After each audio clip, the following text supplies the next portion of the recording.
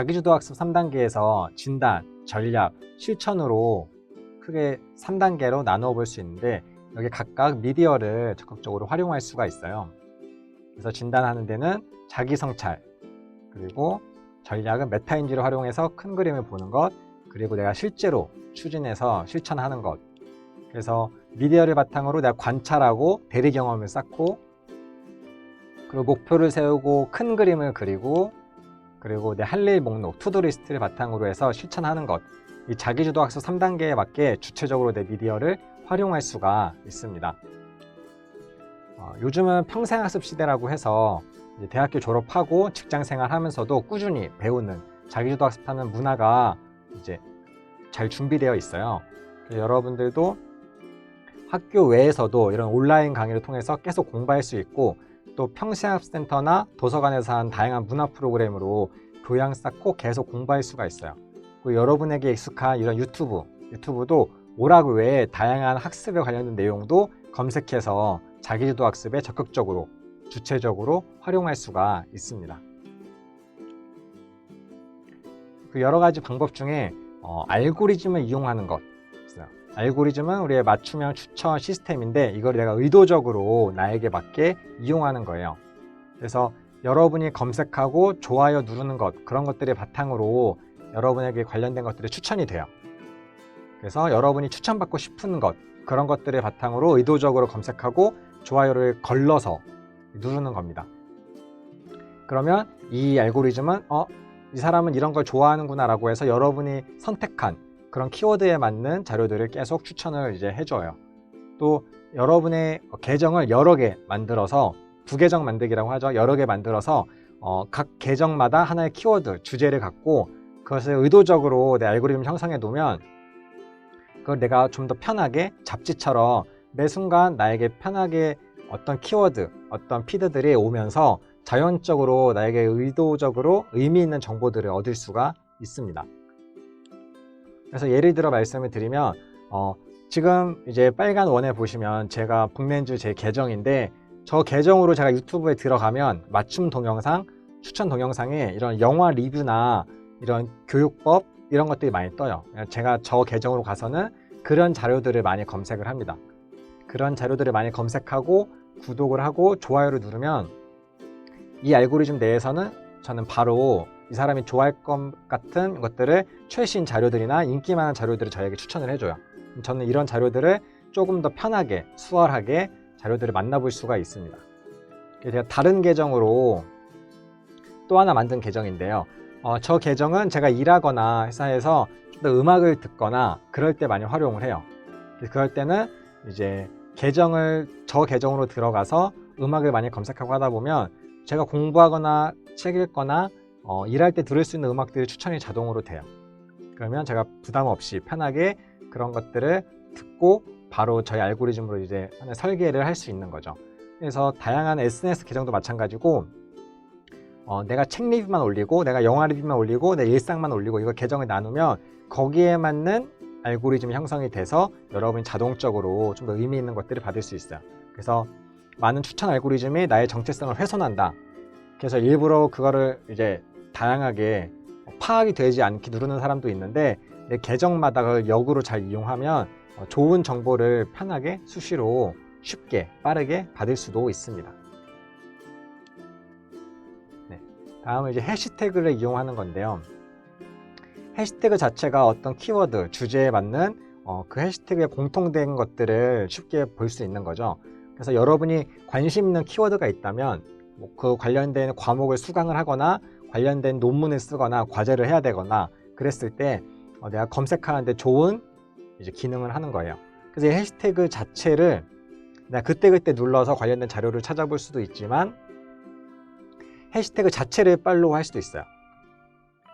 예를 들면 저 같은 경우는 제가 쓴 책의 이름 자체를 해시태그를 제가 팔로우를 했어요. 그리고 제가 관심 있는 미디어 교육이나 독서 교육이라는 주제를 팔로우를 했어요. 그리고 교육부 이런 것도 팔로우를 했는데, 그러면 좋은 점이 제가 이제 일상 속에서 쉽게 보는 제 이제 SNS에서 누가 제 책을 읽고 리뷰를 올리거나 이런 바로 제 계정에 떠요.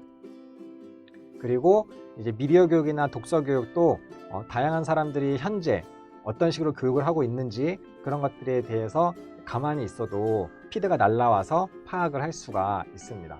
교육부나 이런 내가 어떤 회사에 관심이 있다 그러면 그런 오피셜 계정도 제가 팔로우를 하면 관련된 정보나 뭐 이벤트 그런 것들도 이제 수월하게 받아볼 수가 있어요. 그냥 주체적으로 제 알고리즘이나 해시태그를 설정을 이제 하는 겁니다. 뭐 과거 싸이월드 이런 것들과 다르게 SNS가 다른 큰 차이점은 내가 누군가에 가는 게 아니라 그 사람의 피드가 나에게 오는 거예요. 그래서 수많은 피드 정보들이 나에게 오는데 거기서 중요한 건 큐레이션, 어떤 정보가 나에게 오는가, 어떤 정보가 나에게 오게끔 하는가, 그것이 굉장히 중요합니다. 다음은 이제 필요한 것을 내가 주체적으로 찾는 거. 요즘은 다양한 플랫폼들, 교육 플랫폼들, 강의 플랫폼들이 있어요. 모임 플랫폼도 마찬가지고 취향 플랫폼도 많이 있어요. 그래서 내가 필요한 것을 주체적으로 검색해서 찾고 관련된 수강을 하고 좀 더 능력이 있으면 내가 가르치기도 하고 그런 것들 할 수 있는 플랫폼들을 내가 하나씩 갖고 있는 게 중요합니다. 뭐 타링, 클래스 101 등등, 그리고 다양한 내가 갖고 있는 어플 속에서 내가 주체적으로 활용하는 습관을 가지면 좋습니다. 다음은 이제 사회적으로 활용하기인데요. 우선 SNS의 가장 기본은 쌍방향 소통, 그런 특성을 갖고 있는데 저 같은 경우도 항상 제가 책을 읽거나 영화를 보고 리뷰를 제 SNS에 올려요. 그러면 이게 다른 사람들이 이렇게 반응을 해요. 그래서 이 책에 관심 있던 분이 이제 보고서 리뷰를 비교해서 평가를 해준다거나 아니면 이 책을 보고 관심이 생겨서 어떻게 책을 소개하는, 추천하는 성향을 띈다거나, 그리고 누군가에게 추천을 이렇게 해주면서 저 사람에게 내 독서나 이전 다른 영화 같은 나의 미디어의 영향을 확장시켜주는 그런 역할을 이제 하기도 합니다. 저 또한 다른 사람의 이제 피드를 보면서 이런 사람들은 요즘 이런 책을 읽는구나, 이런 책이 인기가 많구나, 이 사람들은 이런 책을 이렇게 읽었구나, 그런 것들을 댓글을 통해서 파악하기도 해요. 실제로 전 독서 모임도 제가 꾸준히 하면서 관련된 리뷰를 올리고 있는데요. 거기에 맞는 것도 실제로 같이 참여하지 못한, 오프라인에 참여하지 못한 사람들도 같이 후기를 공유하면서 책에 대한 감상을 나눠요. 그러면 오프라인에서 한정되지 않고 이제 온라인까지 모임이 연장선으로 이어지기도 합니다. 그래서 저는 블로그나 카페를 활용해서도 그 강의나 모임 시간에 다루지 못한 것들을 댓글로 남을 수 있도록, 서로 공유할 수 있도록 이렇게 좀 활동을 자극하고 있어요. 그리고 실제로 오프라인과 상관없이도 온라인에서 새로운 만남이 많이 이루어지고 온라인 모임도 많이 활성화가 되어 있어요.